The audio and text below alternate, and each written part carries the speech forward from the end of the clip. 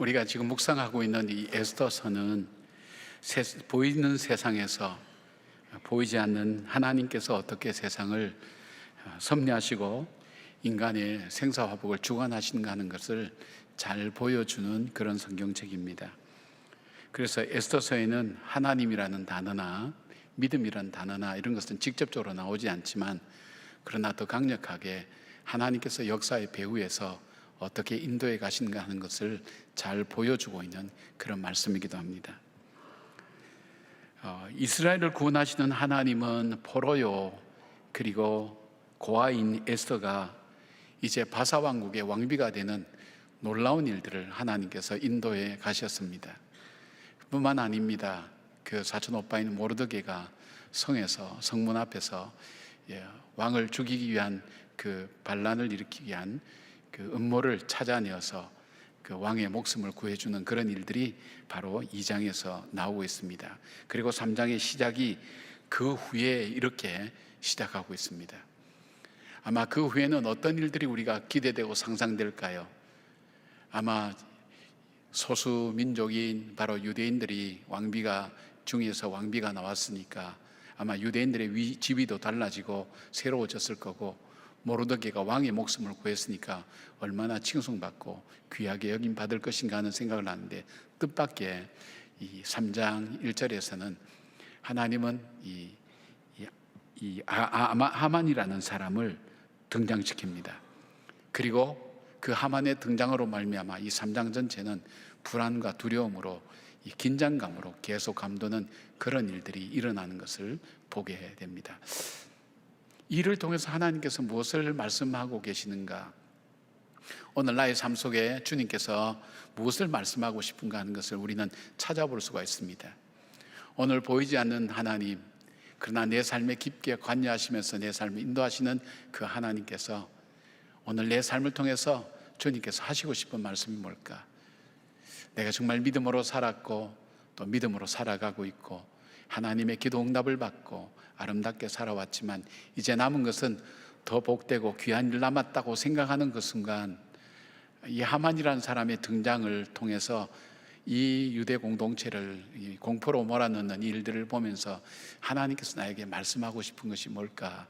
우리가 돌아본다면 우리가 어떻게 살아야 될 것인가 하는 것이 바로 이 말씀을 통해서 찾아질 것이라고 생각합니다. 하만이라는 사람을 왜 등장시키셨을까? 왜 하나님은 그렇게 하셨을까? 오늘 내 삶에 주님께서 하신 말씀, 첫 번째의 말씀, 하시고 싶은 말씀은 하나님의 백성됨의 정체성을 꼭 기억하고 살으라 하는 말씀입니다. 하나님의 백성됨의 정체성을 증거하고 사는 삶을 살아라는 것이 하나님의 말씀입니다. 4절 말씀 보니까 날마다 고나되 모르드게가 듣지 아니하고 자기는 유다인임을 알렸더니 그들이 모르드게의 일이 어찌되나 보고자 하여 하만에게 전하였더라. 이 내용이 뭐냐면 3장에 하만이라는 사람이 갑자기 높은 대신의 자리에 올라갑니다. 2인자죠. 그래서 성문을 출입하는데 성문에 경비를 서고 있든지 경문을 담당하는 그 사람들이 성문을 출입하는 하만에게 모두 꿇어 엎드려 절을 하였습니다. 그런데 모르드게만은 꿇어 엎드려 절하지 않는 겁니다. 그러니까 주변에서 뭐라고 얘기합니까? 너 그러다가 큰일 나겠다. 그냥 무릎 좀 꿇고 고개만 숙이면 그냥 지나갈 수 있는데 너는 왜 하만에게 그렇게 무릎 꿇거나 경배하거나 절하거나 그렇게 하지 않느냐 할 때에 모르드게가 그들에게 했던 말이 뭐냐면 나는 유다인이다. 유다인이기 때문에 절을 하고 경배할 수 없다라는 그런 말도 됩니다. 거기는 역사적인 배경도 있습니다. 그러나 더 직접적으로 우리가 볼 수 있는 것은 여기에 절하다라는 이 단어가 보니까 움쉐타하임이라고 이렇게 되어 있는데 이 단어는 하나님께 경배할 때만 사용하는 단어입니다. 그러니까 쉽게 말하면 하만이라는 사람에게 하나님께 드릴 그 중심과 경배를 다 드리는 그런 상황이 되어 있는 곳에 이 모르드게는 자기는 하나님의 백성이다. 하나님이 나의 통치자다. 내가 하나님께만 경배하고 찬양 드리는 사람이라는 것을 증거하고 선포하고 하지 않는 겁니다. 내가 하나님께 드릴 내 무릎과 내 고개를 이 경배하는 것을, 예배하는 것을 인간에게 하지 않겠다는 거예요. 즉 하만은 자기를 신처럼 예우해 달라는 그런 요청들을 하고 있는 것을 보게 되죠. 이 똑같은 단어가 이 느헤미야 9장 3절에 나옵니다. 이날에 나 4분의 1은 그 제자리에 서서 그들의 하나님 여호와의 율법책을 낭독하고 나 4분의 1은 죄를 잡아가며 그들의 하나님 여호와께 경배하는데, 여기서 경배하는데 라는 단어가 바로 우미 쉐타하임이라는 이 단어가 동일하게 쓰여집니다. 성경에 두 군데 이렇게 나옵니다. 모르드게가 하만에게 신적인 의미를 부여해서 그를 경배하고 예배할 대상이 아니라고 그는 판단하고, 자기 자신의 정체성은 나는 하나님만 섬기고 하나님께 속하였고 하나님의 통치함을 받는 그런 백성이라는 것을 그가 밝히고 이 하만에게 경배하거나 절하지 않게 되었다는 것입니다. 마치 다니엘의 세 친구가 느부갓네살 왕의 신상에 절하지 않는 것은 진정한 경배의 대상은 하나님밖에 없다는 것을 위해서 목숨을 내어놓은 것과 마찬가지인 것입니다. 모르드게의 일은 모르드게만 아니라 유다 백성 전체의 재앙으로 이어지는 사건이 됩니다. 모르드게가 유다인이라는 소식을 접한 하만은 오랫동안 생각해왔던 것에 좀 더 생각을 깊게 더하면서 유다 백성 전체를 말살시키고 재산을 다 뺏기 위한 생각으로 발전하게 됩니다. 그러나 궁극적으로는 이 위기와 시련을 통해서 유다 백성은 이 바사라는 나라, 이 페르시아라는 이 나라에서 참으로 뛰어난 백성이 되고, 불임절이라고 하는 그들이 꼭 기억하고 잊지 못할 신앙의 아름다운 추억으로 만들어지는 역사로 하나님께서 만들어 주셨고, 또 그것뿐 아닙니다. 이 아수에로 왕의 아들이 누군가 하면 아닥사스다 왕입니다. 아닥사스다 왕은 한번 들어본 것 같죠. 이 사람은 뭐냐면 느헤미야를 성을 건축하기 위해서 보내었던 왕입니다. 무엇을 의미합니까? 바로 이 사건은 바로 아닥사스다 왕에게 영향을 주어서 느헤미야로 하여금 예루살렘 성을 건축하는 일에 지대한 영향을 미친 놀라운 사건이 되었고, 이를 통해서 느헤미야와 그 사람들이 함께 바로 예루살렘 성을 건축할 수 있게 된 그런 이유가 된 것을 보게 됩니다. 우리는 그리스도인이라고 얘기합니다. 그리스도인이라고 하는 것은 그리스도에 속한 사람, 그리스도의 통치를 받는 사람이라는 것을 고백하며 삶을 통해 증거하고 나타내는 사람이죠. 그런데 나는 하나님께 속하여 있어 예수 그리스도의 통치를 받아 그 믿음을 가지고 내가 증거하며 살기 위해서 분명하게 내 마음을 세우면 여기서 얻어지는 분별력이 있습니다.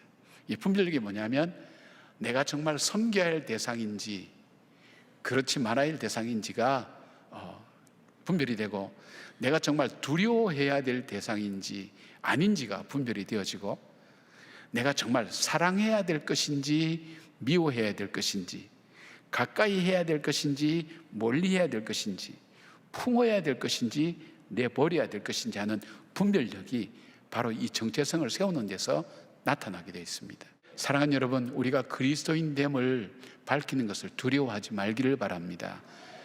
물론 그 뒤에 따라오는 것들이 있을 수 있어요. 그러나 그것이 나로 하여금 때로는 힘들게 하고 어렵게 만들 수 있고 위기로 몰아넣을 수도 있지만, 궁극적으로는 하나님께서 영광 받으시고 나를 통해서 정말 하나님의 역사를 드러내는 귀하게 쓰임받는 하나님의 사람이 된다는 것을 기억하며 살라는 것을 오늘 이 말씀을 통해서 우리에게 증거하고 있습니다. 두 번째로 주님께서 우리가 기억하고 살아야 될 것이 무엇인가 말씀하는 것은 우리의 삶 자체가 영적 전쟁 중이라는 것을 기억하라는 것입니다. 여러분이 아마 들었던 내용 중에 참 공감했던 내용이, 우리는 공사 중이라는 말을 공감했던 분들이 많은 것 같아요. 제게 여러분들이 말씀하세요. 우리는 완성품이 아니에요. 지금도 나는 공사하고 있어요. 그래서 우리는 여기 걸고 다녀야 돼요. 공사 중. 불편을 끼쳐서 죄송합니다. 이렇게 그렇게 걸어놓고 다녀야 돼요. 우리는 공사 중. 근데 마찬가지로 우리가 또 하나 기억해야 될 것은 우리의 삶 자체가 영적 전쟁 중이다. 우리가 눈에 보일 때는 우리가 눈에 보고 귀로 듣고 오감을 통해서 세상을 보지만 그 너머에 있는 영적인 세계를 바라볼 때 우리에게는 영적 전쟁 중이라는 것을 깨닫고 살아야 됩니다. 그래야 이 전쟁에서 패배하지 않고 이 전쟁으로 인해서 어려움을 당하지 않는다는 것을 우리에게 보여주고 있습니다. 이 전쟁은 우리가 예수를 믿기 시작한 때로부터 전쟁이 시작됩니다. 이스라엘이 애굽을 떠나 가나안 땅으로 들어가기 위해 광야길로 들어갈 때부터 전쟁이 시작된 것처럼, 요셉이 하나님 주신 꿈을 간직한 때부터 고난이 시작된 것처럼, 다윗이 사무엘을 통해 사울 왕을 이어 이스라엘 왕이 되리라는 기름 부음을 받은 후부터 시련이 시작되는 것과 마찬가지입니다. 이 전쟁은 우리가 시작한 것이 아닙니다. 영적 세계의 사탄이 우리에게 걸어오는 전쟁입니다. 하만처럼 끊임없이 우리를 멸망시킬 생각을 하면서 공격에 들어오는 것입니다.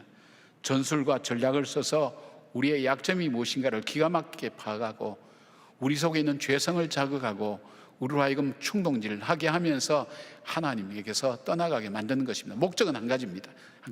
하나님께로 받은 그 구원의 그 축복을 누리지 못하고 놓쳐버리고 잃어버리도록 만드는 그 목적입니다. 그러니까 이 목적을 위해서는 다양한 방법으로 우리에게 공격해 온다는 것입니다. 우리를 하나님 그리스도와의 관계에서 떼어놓고 멸망시키기 위한 것입니다. 내가 끝낸다고 끝나는 전쟁이 아닙니다. 그러나 두려워할 전쟁이 아닙니다. 우리 주님이 이미 승리한 전쟁이기 때문입니다. 주님이 말씀하신 길로 걸어가면 되는 것입니다. 우리가 영적 전쟁이라는 것을 이야기해서 하만과 모르드게의 관계를 살필 필요가 있습니다. 2장 5절에 보니까 모르드게를 소개하면서 한 유다인이 있으니 이름은 모르드게라. 그는 베냐민 자손이니. 여기에서 말씀드렸던 것이 자기가 유대인이라는 정체성을 가지고 이 사람은 베냐민 자손이었다고, 지파의 자손이었다는 것은 왕족, 사울 왕의 이 왕족이었다는 것을 나타낸다 그랬죠. 근데 3장 1절에 보니까 하만을 소개할 때 아각 사람 함무다다의 아들 하만이라고 그렇게 소개하고 있습니다. 사무엘상 15장 8절에 보니까 아말렉 사람의 왕 아각을 사로잡고 칼날로 그 모든 백성을 진멸하였을 때라고 말씀하시는 걸 보면 하만은 바로 아말렉 족속인 것입니다. 그런데 아말렉 족속은 이스라엘을 가장 집요하게 괴롭힌 족속이었습니다. 출애굽기 17장 16절 보면 오죽하면 여호와께서 맹세하시기를 여호와가 아말렉으로 더불어 대대로 싸우리라 하였더라 라고 그렇게 했겠습니까? 하나님께서 대대로 싸우시는 족속이라는 것입니다. 신명기 25장 17절부터 18절에 보면 너희가 애굽에서 나오는 길에 아말렉이 내게 행한 일을 기억하라. 곧 그들이 하나님을 두려워하지 아니하고 너를 길에서 만나 너희 피곤함을 타서 내 뒤에 떨어진 약한 자들을 쳤느니라. 아말렉의 목적은 이스라엘 백성이 가나안 땅에 들어가지 못하도록 길을 쓰고 막는 것입니다. 그래서 피곤한 틈을 타서 공격해 오기도 하고 뒤에 처져 있는 사람을 공격하면서 바로 집요하게 하나님 백성을 괴롭히며 하나님이 약속하신 땅으로 들어가지 못하도록 공격했던 바로 이 족속이 아말렉 족속입니다. 아말렉 족속에 대해서 성경에서 묘사하고 있는 것은 바로 사단의 세력을 묘사하고 있습니다. 여러분 한번 보십시오. 하나님께서 사울 왕에게 이 아말렉과 전쟁을 할 때 진멸하라, 살아있는 것은 모두 다 없애라 그랬어요. 그러나 사울은 이것을 순종하지 않았어요. 온전히 순종하지 않았어요. 진멸했지만 좋은 것은 남겨두었어요. 이유는 하나님께 제사를 드리기는 제물로 쓰겠다고 남겨둔 것입니다. 그런데 이것이 하나님께서 사울 왕을 떠나게 된 계기가 되었고 버림받은 거죠. 그리고 이것을 통해서 이 사울 왕의 후손들이 지금 이스라엘 백성들이 역사가 흐른 다음에 이 전멸의 위기에 처할 수밖에 없는 어려움에 당하게 된 것입니다. 무엇을 말합니까? 온전치 못한 순종, 온전하지 못한 순종. 그리고 하나님께서 말씀하신 것처럼 우리에게 악은 흔적이라도 없애라고 했는데 그것을 자기 마음대로 자기 자의적으로 해석해서 자기 보기에 좋은 대로 행했을 때에 오는 일들을 보게 됩니다. 이 사단은 바로 그 틈을 이용해서 우리를 공격하고 무너뜨리는 것을 말합니다. 모르드게는 하만의 정체를 알았습니다. 하만에게 절하거나 경배하지 않았습니다. 철저하게 경계하며 하나님의 백성답게 행하였습니다. 하만 뒤에 그를 조종하고 공격하는 그 존재를 안 것입니다. 하만은 언제 등장합니까? 하만은 이스라엘 백성이 안심할 때 그때 등장합니다.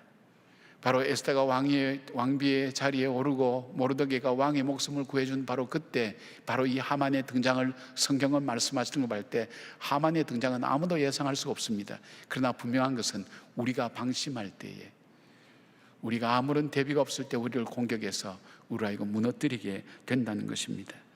사단은 우리가 평안하고 승리하여서 그 승리의 기쁨을 누릴 때, 혹은 우리가 지치고 약해져서 공동체에서 멀어질 때 공격해 오는 것입니다. 하만은 권력을 통해서 유다인을 말살시킵니다. 하만은 또 물질을 통해서 유다인을 말살시키려고 합니다. 금 1만 달란트를 왕에게 주겠다고 하는데 은 1만 달란트는 지금의 무게로 340톤 된다고 하는데, 그 당시에 페르시아 1년 이 세금을 거두는 세금의 60%가 바로 여기에 해당된다고 합니다. 그의 계산은 유다인을 다 죽이고 그 재산을 탈취하면 이 많은 돈을 충당할 수 있다고 계산한 것 같습니다. 사랑하는 여러분, 우리는 보이는 세상에 삽니다. 물질이 얼마나 큰 위력을 발휘하는지 실감하고 있고, 권력이 얼마나 무서운가 하는 것도 보고 있습니다. 더 나아가서 모든 사람들이 하만을 바라보고 숭배합니다. 왕까지도 정권을 다 위임할 정도로 모든 것을 다 가지고 있습니다. 그러나 방심해서는 안 됩니다. 내 앞에 드러나는 일과 사람들을 보면서 그 배후에 무엇이 있는지, 누가 있는지를 볼 수 있는 영적 눈이 열려져야 됩니다. 나에게 적이 아닙니다. 두려워하지 말기를 바랍니다. 요한복음 15장 18절 보니까 세상이 너희를 미워하면 너희보다 먼저 나를 미워한 줄로 알라고 그렇게 말씀합니다. 그러니까 주님이 어떻게 하겠어요? 너를 미워하는 원수를 내 원수처럼 여기고 대신 싸우겠다고 주님이 약속하지 않습니까? 그 약속 가운데 우리가 있는 겁니다. 우리가 신앙생활할 때 지금 영적 전쟁 중이다. 사단은 틈을 노려서 우는 사자처럼 언제든지 나를 공격하며 나로 하여금 무슨 자리를 제일 먼저 빼앗죠? 기도의 자리, 감사의 자리, 예배의 자리, 이것을 잃어버리게 만들어요. 여기에 나오지 못하도록 만들어요. 하나님을 경배하는 자리 나오지 못하게 만들어요. 그리고 하나님께서 우리에게 주신 그 풍성한 은혜를 누리지 못하도록 끊임없이 가정 안에서도 직장 안에서도 갈등과 다툼과 분열과 나눔과 어려움과 불안과 두려움으로 우리의 삶을 뒤흔들어 놓습니다. 그러나 영적 전쟁 중이라고 그렇게 믿는 사람들은 눈앞에 전개되는 거기에 두려워하지 않고 그 배후에서, 역사의 배후에서 도우시는 그 하나님 붙들고 믿음으로 당당하게 걸어가는 것입니다. 우리의 삶이 영적 전쟁 중임을 알고 있는 사도 바울은 로마서 8장 37절에서 39절에 성도들에게 대해서 승리케 하실 하나님에 대해서 이렇게 말씀합니다. 그러나 이 모든 일에 우리를 사랑하시는 이로 말미암아 우리가 넉넉히 이기느니라. 내가 확신하노니 사망이나 생명이나 천사들이나 권세자들이나 현재일이나 장래일이나 능력이나 높음이나 깊음이나 다른 어떤 피조물이라도 우리를 우리 주 그리스도 안에, 예수 안에 있는 하나님의 사랑에서 끊을 수 없느니라. 아멘. 두려워할 필요가 없습니다. 하나님께서 우리를 도우시고 함께 하신다는 것입니다. 단지 영적 전쟁이라는 것을 내가 깨달을 때 바로 거기에서 넘어지지 않고 준비하며 하나님 앞에서 승리하는 삶을 살아갈 수가 있는 것입니다. 자, 하나님께서 세 번째로 오늘 우리에게 하시고 싶은 말씀이 뭘까요? 영적 지혜를 가지고 살으라는 말씀입니다. 영적 지혜를 가지고 사는 것. 영적 지혜를 갖는다는 것에 대해서 한 세 가지로 이렇게 얘기하려고 합니다. 첫 번째, 영적 지혜가 갖는 가장 중요한 특징 중에 하나는 적군과 아군을 구별할 줄 아는 지혜입니다. 왜요? 사단이 갖고 있는 전략을 성경은 뭐라고 얘기하는가 하면 거짓말과 이간질과 더러운 일이라고 얘기하고 있습니다. 철저하게 거짓말을 합니다. 사람을 속입니다. 이간질합니다. 싸움 붙입니다. 그래서 서로 소모전을 벌이게 만듭니다. 피차 물고 뜯으면 망할 수밖에 없도록 그렇게 만듭니다. 사단의 전략이 거짓말과 이간질과 더러운 일을 통해서 사람의 마음을 흔들어 놓고 혼란스럽게 만듭니다. 그러니까 어떻게 할까요? 영적 지혜는 뭘까요?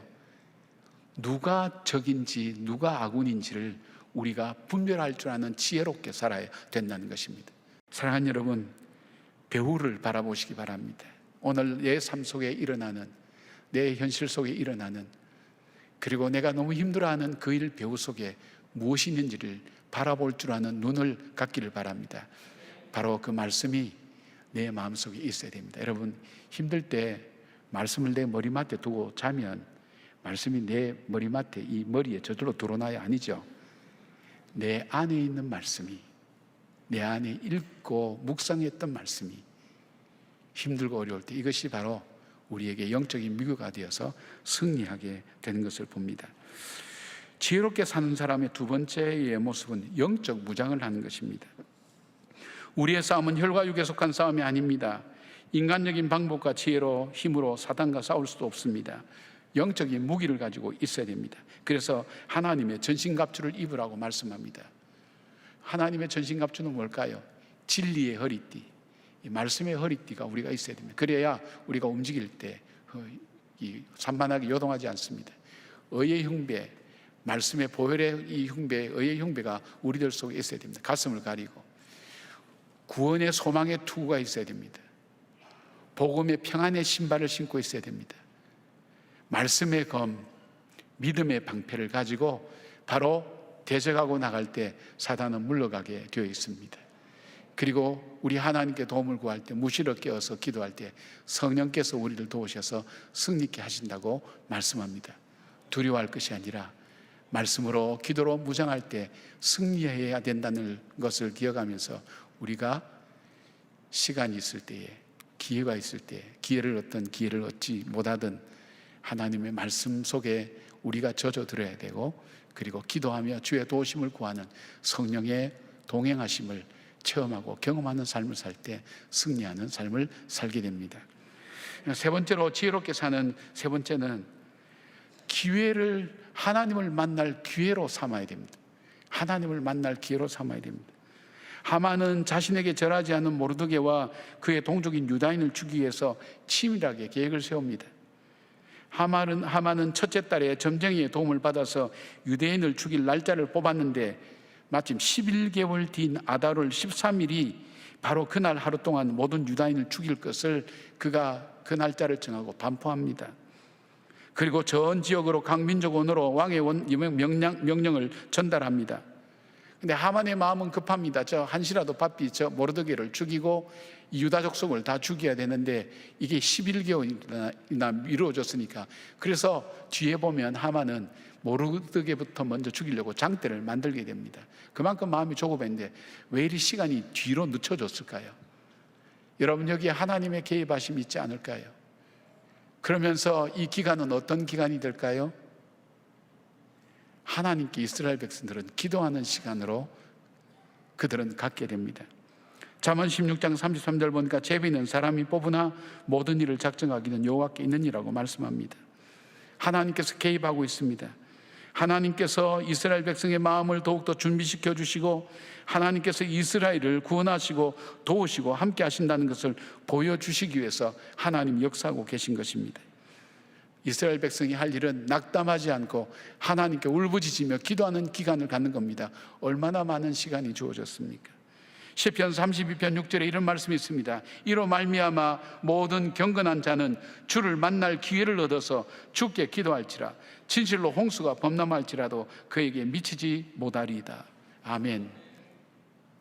우리가 해야 될 바로 영적인 지혜가 있다면 어떤 기회든, 우리가 평안하든 고난과 시련이 오든 하나님을 만날 기회를 가지라는 것입니다. 그리고 그 하나님께 기도하라는 것입니다. 하나님께서 개입하시고 역사하신다는 것입니다. 이것을 알고 있는 사람이 영적 지혜가 있는 사람입니다. 사랑하는 여러분, 우리의 인생이 그냥 평탄하고 순적하고 형통하면 얼마나 좋겠습니까? 우리가 예수를 잘 믿고 믿음 안에 살면 시험과 어려움도 없이 그냥 잘 되어진다면 전도하지 마라 그래도 전도는 저절로 될 것입니다. 하나님 우리를 그렇게 만들지 않으셨습니다. 우리를 성숙시키기를 원하십니다. 죄로 말미암아 부패된 우리가 예수 그리스도의 보혈의 피로 죄 씻음 받고 하나님의 자녀가 된 이후에 우리를 그리스도의 장성한 분량까지 성장시키고 성숙시켜 나가는 일에 때로는 고난과 시련과 어려움을 통해서 우리를 깨우치시고 우리에게 말씀하시는 것을 봅니다. 거기에 낙담하거나 포기하지 않고 주님의 사랑이 변함없이 오늘 우리에게 있다는 것을 기억하시면서 우리 인생의 하만이 내 삶 속에 밀려올 때 낙담하지 않고 모르드게처럼 하나님의 백성됨을 분명하게 주님 앞에 고백하면서 주의 도우심을 구하고 주님의 인도하심을 구하는 믿음의 성도님들의 삶이 되기를 주의 이름으로 축원합니다.